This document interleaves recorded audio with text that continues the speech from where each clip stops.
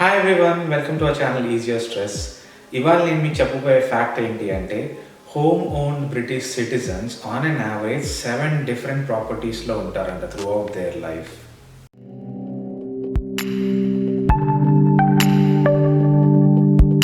ఇవాళ మనం యూకేలో హౌస్ ఎలా కొనాలి, దాని ప్రాసెస్ ఏంటి, దాని గురించి తెలుసుకుందాము. ఫస్ట్ ఆఫ్ ఆల్ మనం హౌస్ కొనే ముందు మన దగ్గర 2 ఇంపార్టెంట్ థింగ్స్ అనేది ఉండాలి. అవి ఏంటి అంటే ఏఐపి డాక్యుమెంట్, అంటే అగ్రిమెంట్ ఇన్ ప్రిన్సిపల్. సో ఈ డాక్యుమెంట్ ఏంటి అంటే మన శాలరీ లెవెల్స్ని బట్టి మనం ఎంత అమౌంట్లో బ్యాంక్ నుంచి బారో చేయొచ్చు అనేది ఒక డాక్యుమెంట్ బ్యాంక్స్ వాళ్ళు మనకి ఇష్యూ చేస్తారనమాట. సో ఒకవేళ మనం ఒక పేరు మీద కొంటుంటే మన శాలరీని మల్టిప్లై బై 4 or 4.5% చేస్తారు. అది depends on the bank what you're going to choose. So ఒకవేళ మీరు మీ పార్ట్నర్ పేరు మీద ప్రాపర్టీ కొంటున్నారంటే మీ ఇద్దరు శాలరీస్ని క్యూములేట్ చేసి దాన్ని మల్టిప్లై బై 4 or 4.5 చేసి మీకు ఒక వాల్యూ ఇస్తారన్నమాట. సో ఇంతకంటే ఎక్కువ మేము ఇవ్వలేము మీకు అని చెప్పి. సో ఆ డాక్యుమెంట్ 6 months వరకు వ్యాలిడిటీ ఉంటుంది. సో ఆ డాక్యుమెంట్ మీకు చాలా ఇంపార్టెంట్ అనేది. దీని తర్వాత మీకు డిపాజిట్ అనేది కంపల్సరీగా మీ బ్యాంక్లో ఉండాలి. సో జనరల్గా కోవిడ్ ముందు బ్యాంక్స్ వాళ్ళు 10% పెట్టినా కూడా మీకు 90% కవర్ చేసేటట్టు ఉండేదన్నమాట. కానీ ఇప్పుడు కోవిడ్ వల్ల everyone is playing safe. So వాళ్ళు కూడా 15% మినిమం మీరు కట్టాలి అని చెప్తున్నారు. చాలామంది మా ఫ్రెండ్స్ చాలామంది ఇది చెప్పారు కూడా. So might be situations can change in the future, కానీ మీకు 15% ఉంటే చాలా బెటర్. సో ఆ 85% బ్యాంక్ మీకు సపోర్ట్ చేస్తుంది.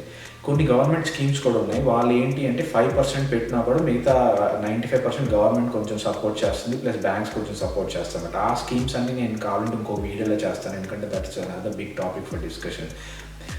సో వన్స్ మీ దగ్గర ఈ డిపాజిట్ కూడా ఉంది అంటే then you can confidently go and start searching for houses.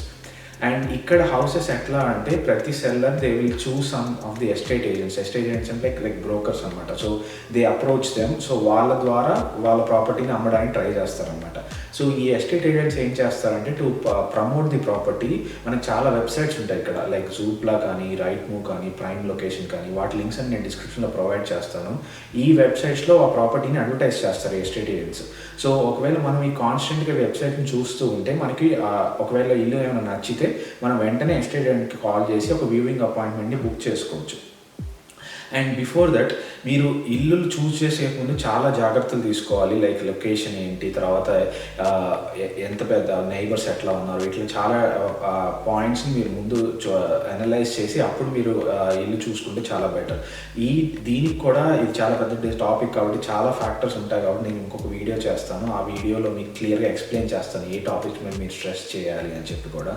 So ప్రస్తుతానికి ఇప్పుడు ఒకవేళ మనకి ఇల్లు నచ్చితే ఎస్టేట్ ఏజెంట్కి కాల్ చేసి వ్యూవింగ్ అపాయింట్మెంట్ బుక్ చేసుకోవచ్చు. సో జనరల్గా ఇప్పుడు కోవిడ్ వల్ల వీళ్ళు ఆన్లైన్ వ్యూవింగ్స్ కూడా పెడుతున్నారు. కానీ మై పర్సనల్ రికమెండేషన్ ఇది ఏంటంటే మీరు వెళ్ళి సేఫ్ మెజర్స్ తీసుకుంటూ వెళ్ళి హౌస్ని చూస్తే చాలా బెటర్. ఎందుకంటే మీకు ఇంత పెద్ద ఇన్వెస్ట్మెంట్ చేస్తున్నారు కాబట్టి పర్సనల్గా చూస్తే కానీ మీకు ఆ ఫీల్ రాదు. ప్లస్ పిక్చర్స్లో ఉండేది ఒకలాగా ఉంటుంది, మీరు బయటికి వెళ్ళి చూస్తే ఇంకొకలాగా ఉంటుంది. సో అందుకని మీరు పర్సనల్గా వెళ్ళి చూస్తేనే చాలా బెటర్ అనమాట. సో వన్స్ మీరు వ్యూవింగ్ కూడా చూసిన తర్వాత ఒకవేళ మీకు హౌస్ నచ్చితే మీరు మీ ఆఫర్ని ఎస్టేట్ ఏజెంట్కి చెప్పొచ్చు అనమాట. అంటే నేను ఇంత ఆఫర్ చేస్తున్నాను ఈ ప్రాపర్టీ మీద అని చెప్పి. సో ఆఫర్ పెట్టేటప్పుడు మీరు ఈ ఏఐపి డాక్యుమెంట్ కానీ ప్లస్ మీ దగ్గర ఉన్న డిపాజిట్ స్క్రీన్ షాట్స్ కానీ సపోర్టింగ్ డాక్యుమెంట్స్ లాగా పంపిస్తే మీ కేసు ఇంకా స్ట్రాంగ్ అవుతుంది. ఎందుకంటే ఒకవేళ అదర్ బయర్స్ వాళ్ళ దగ్గర ఈ డాక్యుమెంట్స్ లేవనుకోండి, సో మీరు ల్యాడర్లో ఇంకా పైకి వెళ్ళొచ్చు, మీ ప్రయారిటీస్ చేంజ్ అవుతూ ఉంటాయి అన్నమాట.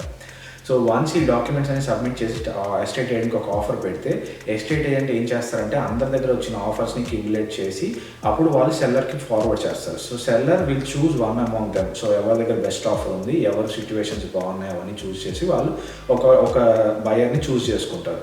సో ఒకవేళ మిమ్మల్ని వాళ్ళు చూస్ చేసుకుంటే ఎస్టేట్ ఏజెంట్ వచ్చి మీకు కన్ఫర్మ్ చేస్తారు, ఇట్లా sellers are willing to sell their property to you అని చెప్పి అఫీషియల్గా కన్ఫర్మ్ చేస్తారు. So once that confirmation has been given అప్పుడు మీ హౌస్ అనేది బయింగ్ ప్రాసెస్ అనేది అప్పుడు స్టార్ట్ అవుతుంది. So first thing estate agent అడిగేది ఏంటి అంటే మీ లాయర్స్ ఎవరు అని అడుగుతారు. అంటే ఇక్కడ కన్వెన్స్ సొలిసిటర్స్ అంటాము. So they are nothing but lawyers. So మీ లాయర్స్ ఎవరు అని అడుగుతారు. ఈ కన్వెన్స్ సొలిసిటర్స్ ఏం చేస్తారు అంటే they will act as a bridge between sellers and buyers. So సెల్లర్స్కి లాయర్స్ ఉంటారు, బయర్స్కి లాయర్స్ ఉంటారు. సో వాళ్ళిద్దరు కమ్యూనికేట్ చేసుకుంటూ ఈ డీలింగ్ని ముందుకు తీసుకెళ్తారనమాట.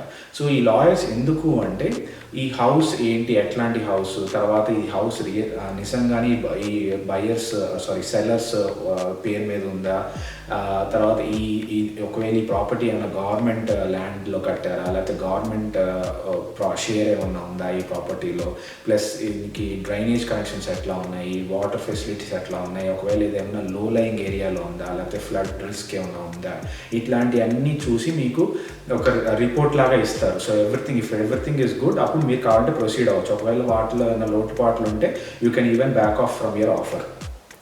ప్లస్ ఇదే ప్రాసెస్ కంటిన్యూ అవుతున్నప్పుడు మళ్ళీ మీరు బ్యాంక్లో లోన్ అప్లికేషన్ కూడా పెట్టుకోవాల్సి ఉంటుంది. సో దీనికి మీకు మళ్ళీ 2 ఆప్షన్స్ ఉంటాయి. ఒకటి డైరెక్ట్గా బ్యాంక్స్ కన్నా వెళ్ళొచ్చు, లేదు అంటే మార్ట్గేజ్ అడ్వైజర్స్ అని ఉంటారనమాట. వీళ్ళు ఏంటి అంటే they will fetch all the offers that are existing in the market and they will give you a best offer అనమాట. సో ఇది చూస్ చేసుకోవచ్చు అని చెప్తారు వాళ్ళు. కొంతమంది ఫ్రీగా చేస్తారు, కొంతమంది ఛార్జ్ తీసుకుంటారు. ఒకవేళ మీకు ఫ్రీగా చేసే వాళ్ళు కావాలంటే నాకు కమెంట్స్ పెట్టండి, నేను వాళ్ళ డీటెయిల్స్ కూడా షేర్ చేస్తాను. సో వన్స్ వాళ్ళు మీకు ఒక ఆఫర్ ప్రపోజ్ చేసిన తర్వాత you can either go to the bank and check whether the same offer is being existing in the bank also. ఒకవేళ లేదు ఇదే బెస్ట్ ఆఫర్ ఉంది అంటే మీరు మార్ట్గేజ్ అడ్వైజర్ ద్వారా వెళ్ళిపోవచ్చు. ఒకవేళ బ్యాంక్ వాళ్ళు అడ్వైజర్ ఒకటే ఆఫర్ ఇస్తున్నారు అనుకోండి, I still recommend going to mortgage adviser. ఎందుకు అంటే వాళ్ళు మీకు సంబంధించిన పనులన్నీ వాళ్ళు చేస్తారు, మీరు డైరెక్ట్గా బ్యాంక్తో మాట్లాడాల్సిన అవసరం ఉండదు. సో కొంచెం ఈజీగా ఉంటుంది ప్రాసెస్ అండ్ మీకు స్ట్రెస్ తగ్గుతుంది. సో అడ్వైజర్స్ మీకు మీ దగ్గర లైక్ పే స్లిప్స్ కానీ మీ ఇన్కమ్ జనరేషన్ సోర్సెస్ కానీ ఇవన్నీ తీసుకొని డైరెక్ట్గా బ్యాంక్కి వెళ్ళి అప్లికేషన్స్ వాళ్ళ ద్వారా ఫైల్ చేస్తారనమాట. సో మీకు ఓన్లీ మెయిల్ కమ్యూనికేషన్స్ చేస్తే సరిపోతుంది అనమాట, మీరు డైరెక్ట్గా బ్యాంక్ని అప్రోచ్ అవ్వాల్సిన అవసరం ఉండదు. సో వన్స్ ఆ ప్రాసెస్ స్టార్ట్ అయిన తర్వాత వాళ్ళు మార్ట్గేజ్ అడ్వైజర్స్ ఏం చేస్తారంటే అప్లికేషన్ ఫైల్ చేస్తారు. సో అప్లికేషన్ ఫైల్ చేసినప్పుడు బ్యాంక్ వాళ్ళు వాల్యుయేషన్కి వస్తారన్నమాట ప్రాపర్టీకి. ఈ ప్రాపర్టీ మనం ఏ ప్రాపర్టీ అయితే చూస్ చేసుకుంటున్నామో దానికి సంబంధించిన వాల్యుయేషన్ చేస్తారు. అంటే ఈ ప్రాపర్టీ నిజంగా ఇంత వర్త్ ఉందా, ఉంటే మనం ఎంత లోన్ ఇవ్వగలుగుతాము అని చెప్పి డిఫరెంట్ లెవెల్స్ ఆఫ్ చెక్స్ ఉంటాయి అన్నమాట. ఒకటేమో బేసిక్ చెక్, అంటే బేసిక్గా చూసి వెళ్ళిపోతారు, అంటే ఎన్ని బెడ్రూమ్స్, ఏరియా ఏంటి అట్లాగా. ఇంకోటి మీడియం చెక్స్, అంటే హౌస్ ఎట్లాంటి కండిషన్లో ఉంది అలాంటి చెక్స్ చేస్తారు. ఇంకోటేమో హై ఎండ్ చెక్స్, ఏంటంటే అది మైన్యూట్ డీటెయిల్స్ కూడా చూస్తారు, అంటే డ్రైనేజెస్ ఎట్లా ఉన్నాయి, వైరింగ్ ఎట్లా ఉంది, ఇట్లాంటి హై ఎండ్ చెక్స్ చేస్తారనమాట కొన్ని బ్యాంక్స్. 3 టైప్స్ ఆఫ్ చెక్స్లో మనం ఏదన్నా చూస్ చేసుకోవచ్చు. జనరల్గా ఒకవేళ హౌస్ మంచి కండిషన్లో ఉంది అంటే జనరల్గా అందరూ మీడియం చెక్స్కి వెళ్తారనమాట. సో ఆ మీడియం చెక్స్ మళ్ళీ ఎంత నీకు 400 నుంచి 600 బ్యాంక్ బట్టి చేంజ్ అవుతుంటుంది ఆ cost. So once you decide on which check you are going to do, bank వాళ్ళు ఒక ఏజెంట్ని పంపిస్తారు, వెళ్ళి వాల్యుయేషన్ చేసుకుందామని చెప్పి. సో వాళ్ళు వచ్చి మొత్తం హౌస్ అంతా వాల్యుయేట్ చేసి మీకు మళ్ళీ ఇంకొక రిపోర్ట్ ఇస్తారు. ఆ రిపోర్ట్లో మీకు డిఫరెంట్ కైండ్స్ ఆఫ్ రిస్క్స్ ఉంటాయి. ఏంటంటే హై రిస్క్ ఒకటి, లో రిస్క్ ఒకటి, మీడియం రిస్క్ ఒకటి. ఒకవేళ ప్రాపర్టీ కొంచెం బాగా మెయింటైన్ చేయలేదు అనుకోండి, దాన్ని హై రిస్క్ కింద పెడతారు. అంటే ఏమైనా వాల్స్ స్ట్రక్చర్ వీక్గా ఉంది, వాల్స్ రిపేర్ చేసుకోవాలి, లేకపోతే డ్రైనేజ్లో ఏమైనా ప్రాబ్లమ్స్ ఉన్నాయి, వైరింగ్ ప్రాబ్లమ్ ఉంది, ఇట్లాంటి అన్నిటికీ మీకు రిస్క్స్ ఇస్తారనమాట.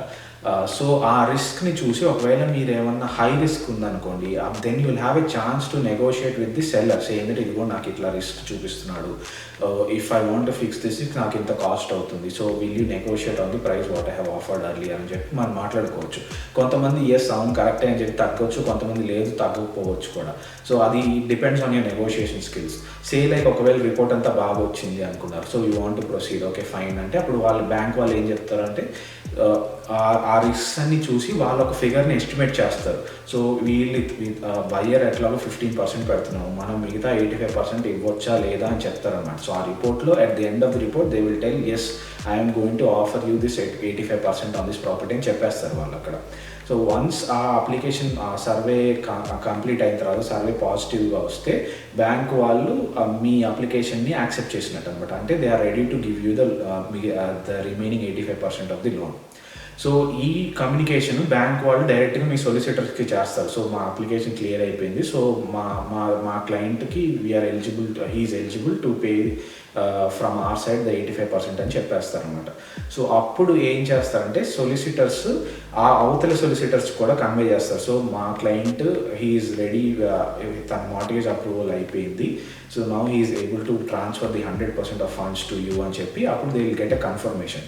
సో వన్స్ ఈ 2 reports like solicitor report, banking report అంతా ఓకే అనుకుంటే అప్పుడు solicitors will come back to you saying that okay మనం అంతా డాక్యుమెంట్స్ అంతా బాగున్నాయి, we will go ahead with a contract exchange date అని చెప్తారనమాట. కాంట్రాక్ట్ ఎక్స్చేంజ్ డేట్ ఏంటి అంటే, కాంట్రాక్ట్ ఎక్స్చేంజ్ అంటే ఏంటి అంటే you are legally binding between you and the seller saying that you are going to buy this property and he is going to sell the property to you. So ఆ time వరకు మీకు ఇల్లు వచ్చిందని నమ్మకం లేదు. సో ఈ లోపల ఎవరన్నా బ్యాకప్ అయిపోవచ్చు, మీరన్నా బ్యాక్ అవ్వచ్చు, వాళ్ళన్నా బ్యాక్ అవ్వచ్చు. కానీ ఒక్కసారి కాంట్రాక్ట్ ఎక్స్చేంజ్ అయిన తర్వాత we can't go back easily. ఒకవేళ మీరు బ్యాక్ వెళ్ళాలి అంటే మీ డిపాజిట్ అంతా ఫోర్గో అవ్వాల్సి ఉంటుంది అనమాట. డిపాజిట్ ఫోర్గో ఎందుకు అవ్వాలి అంటే కాంట్రాక్ట్ ఎక్స్చేంజ్ జరగాలి అంటే మీరు ముందు అనుకున్న 15% ఆఫ్ ది అమౌంట్ ముందు డిపాజిట్ కట్టేయాలి. ఆ డిపాజిట్ కడితేనే మీకు కాంట్రాక్ట్ ఎక్స్చేంజ్ అనేది జరుగుతుంది అనమాట. సో వన్స్ ఈ కాంట్రాక్ట్ ఎక్స్చేంజ్ అయిపోయిన తర్వాత then the immediate thing what you need to do is you need to take a home insurance. Home insurance ఎందుకు అంటే once you coming to a contract you are also legally binded to as an owner for that property. ఒకవేళ ఈ లోపల ఏమైనా property damage అయినాయి అంటే మీకు ఈ హోమ్ ఇన్సూరెన్స్ అనేది కవర్ చేస్తుంది. సో ఒకవేళ ఆ హోమ్ ఇన్సూరెన్స్ తీసుకోకపోతే కొంచెం మీకు రిస్కీగా ఉంటుంది. సో ఎవరైనా చెప్పేది ఏంటంటే సొలిసిటర్స్ చెప్పేది ఏంటంటే as soon as you complete the contract take a home insurance అని చెప్పేస్తారు అనమాట. సో ఆ హోమ్ ఇన్సూరెన్స్ కూడా తీసేసుకోవచ్చు అనమాట వన్స్ కాంట్రాక్ట్ ఎక్స్చేంజ్ అయిపోయిన తర్వాత. సో తర్వాత వన్స్ కాంట్రాక్ట్ ఎక్స్చేంజ్ కూడా అయిపోతే అప్పుడు మనం we can negotiate with the seller saying that ఎప్పుడు మీరు మాకు కీస్ హ్యాండ్ ఓవర్ చేస్తారు అని చెప్పి. దాన్ని మనం డేట్ ఆఫ్ కంప్లీషన్ అంటాం. ఈ కంప్లీషన్ ఏంటి అంటే మిగతా 85% బ్యాంక్ వాళ్ళకి ట్రాన్స్ఫర్ చేయాలి. అప్పుడు చేసినప్పుడు ఈ 100% ట్రాన్సాక్షన్ అది కంప్లీట్ అయిపోతుంది కాబట్టి they will be ready to give you the keys to you. So ఆ డేట్ని మనం కన్ఫర్మ్ చేసుకోవాలి. ఒక డేట్ అనుకున్న తర్వాత ఆ డేట్ని మనం సొలిసిటర్స్ మనకు చెప్తే ఆ డేట్లో మనం కంప్లీషన్ అనుకుంటున్నాం అంటే సొలిసిటర్స్ ఏం చేస్తారు అంటే బ్యాంక్కి కాంటాక్ట్ అవుతారు. సో మా క్లయింట్ ఈ డేట్న కంప్లీట్ చేద్దాం అనుకుంటున్నారు కాంట్రాక్ట్ని, సో ఈ రోజున మాకు మీ 85% ఆఫ్ ది అమౌంట్ మాకు ట్రాన్స్ఫర్ చేసేసేయాలి అని చెప్తారనమాట. సో ఆ అగ్రిమెంట్ అంతా అయిన తర్వాత when the completion date has come ఆ 85% కూడా బ్యాంక్ వాళ్ళు ట్రాన్స్ఫర్ చేస్తారు సొలిసిటర్స్కి. మన 15% ఆల్రెడీ ముందే మనం సొలిసిటర్స్కి ట్రాన్స్ఫర్ చేస్తాం కాబట్టి ఈ మొత్తం అమౌంట్ అంతా ఈ సొలిసిటర్స్ సెల్లర్స్కి పంపించేస్తారనమాట. So at that point of time మన హౌస్ అనేది కంప్లీట్ అయిపోయినట్టు, హౌస్ పర్చేస్ అనేది కంప్లీట్ అయిపోయినట్టు అనమాట. సో అప్పుడు once your house purchase is completed solicitors will again call you saying that estate agents will find you a date to hand over the keys to you. So అప్పుడు మనం estate agents దగ్గరికి వెళ్ళి sellers ఇచ్చిన keys మనం collect చేసుకోవచ్చు. At that point of time you are legally the owner of the property అనమాట. So ఆ time వరకు it is not 100% complete. So ఆ డేట్ ద కంప్లీషన్ డేట్ అయ్యి తర్వాత మనీ అంతా ట్రాన్స్ఫర్ అయ్యి అప్పుడే మనకి ఆ ఇల్లు మన చేతికి వచ్చినట్టు అనమాట. సో వన్స్ మా bank transfers that 85% to sellers at that point of time నుంచి మన ఈఎంఐస్ కూడా స్టార్ట్ అయిపోతుంది, ఆ క్లాక్ కూడా స్టార్ట్ అయిపోతుంది అనమాట. సో ఈ ప్రాసెస్ అంతా జరగడానికి మనకి అట్లీస్ట్ 1 to 2 months టైం పడుతుంది అనమాట. ఒకవేళ ఇంకొకటి కూడా ఏంటి అంటే ఒకవేళ సెల్లర్స్ వాళ్ళ ప్రాపర్టీని అమ్మేసి ఇంకొక ఏ ప్రాపర్టీ కొనకుండా ఆ మనీని తీసుకెళ్ళి ఎక్కడైనా వేరే చోట ఇన్వెస్ట్ చేస్తున్నారు లేదంటే నా రెంటెడ్ హౌస్లో ఉంటున్నారంటే that is called as chain free property. Chain property ఏంటి అంటే ఒకవేళ సెల్లర్స్ ఈ ప్రాపర్టీని అమ్మేసి ఈ డబ్బులు తీసుకెళ్ళి ఇంకొక ప్రాపర్టీలో కొందాం అనుకుంటున్నారంటే దాన్ని చైన్ ప్రాపర్టీ అంటారు. చైన్ ఎందుకు అంటే వాళ్ళు ఆ నెక్స్ట్ ప్రాపర్టీ దొరికేంత వరకు ఈ ప్రాపర్టీని వెకేట్ చేయరు. సో ఎందుకంటే వాళ్ళు మధ్యలో ఒకవేళ దొరకపోతే వాళ్ళు ఎక్కడికి వెళ్ళి ఉండలేరు కాబట్టి ఆ ప్రాపర్టీ దొరికిన తర్వాత ఆ ప్రాపర్టీ కంప్లీషన్ అయిన తర్వాత ఈ ప్రాపర్టీ గురించి వెకేట్ చేస్తారు. సో అందుకని చైన్ అంటాం అనమాట. సో ఇలాంటి చైన్ ప్రాపర్టీస్ తీసుకునేటప్పుడు మనకి కంప్లీషన్ ఇంకా లేట్ అవ్వచ్చు ఎందుకంటే it is dependent on the sellers requirements కాబట్టి. సో ఈ చైన్ ప్రాపర్టీస్ ఇవన్నీ కూడా ఇందాక చెప్పినట్టుగా హౌస్ ఎట్లా ఏ ఫ్యాక్టర్స్ ఎఫెక్ట్ అవుతాయి హౌస్ తీసుకునేటప్పుడు అవన్నీ ఆ టాపిక్లో కవర్ చేస్తాను నేను. సో ఈ చైన్ ప్రాపర్టీస్ ఒకవేళ కొంటుంటే మీకు 1-2 months కూడా రావచ్చు, 3-4 months కూడా అవ్వచ్చు. It's all depends on your time and the sellers ability to buy in other property. So అన్ని చాలా ఫ్యాక్టర్స్ మీద డిపెండ్ అవుతాయి అన్నమాట. సో ఒకవేళ మీకు అంత చైన్ ఫ్రీ ప్రాపర్టీ దొరికితే 1-2 మంత్స్లో డెఫినెట్గా ప్రాసెస్ అనేది అయిపోవాలి.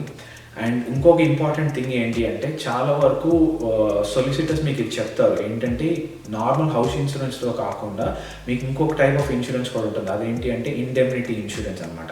ఇండెమ్నిటీ ఇన్సూరెన్స్ ఏంటి అంటే సే లైక్ మీకు హౌస్లో ఏమైనా ప్రాబ్లం వచ్చింది without knowing that you have brought the house, and ఒకవేళ ఇలాంటి ప్రాబ్లమ్స్ మీకు నార్మల్ ఇన్సూరెన్స్ కొన్నిసార్లు కవర్ చేయలేము అనమాట. సో ఈ ఇండెమ్నిటీ ఇన్సూరెన్స్ ఏంటి అంటే something that is out of your control or out of your knowledge, something has come to you or some kind of a problem has come to you, this kind of indemnity insurance will help you అనమాట. So that is always recommended to purchase that indemnity insurance, ఎందుకంటే అది costly కూడా ఉండదు, చాలా తక్కువగానే ఉంటుంది. And మీకు సొలిసిటర్స్ explain చేస్తారు కూడా ఆ ప్రాసెస్ని. ఒకవేళ చేయకపోతే మీరు కంపల్సరీ అడగండి ఈ ఇండెమ్నిటీ ఇన్సూరెన్స్ అంటే ఏంటి అని కూడా. అండ్ సో అది అన్నమాట ప్రాసెస్ యాక్చువల్గా యూకేలో కొనడానికి. సో చాలా సింపుల్గా ఉంటుంది, ప్లస్ మీకు ఐడియా లేకపోతే కొంచెం కష్టంగా ఉంటుంది, కానీ మీకు తెలిస్తే మాత్రం క్లారిటీ చాలా ఈజీగా ఉంటుంది అన్నమాట, ఎట్లా కొనాలి, ఏమేమి ఫ్యాక్టర్స్ చూస్ చేసుకోవాలి అనేది. అండ్ హోప్ ఈ వీడియో మీకు నచ్చిందని అనుకుంటున్నాను. మీకు ఇంకా ఏమైనా డౌట్స్ ఉన్నాయి అంటే కమెంట్ సెక్షన్లో చెప్పండి, నేను ఆన్సర్ చేయడానికి ట్రై చేస్తాను.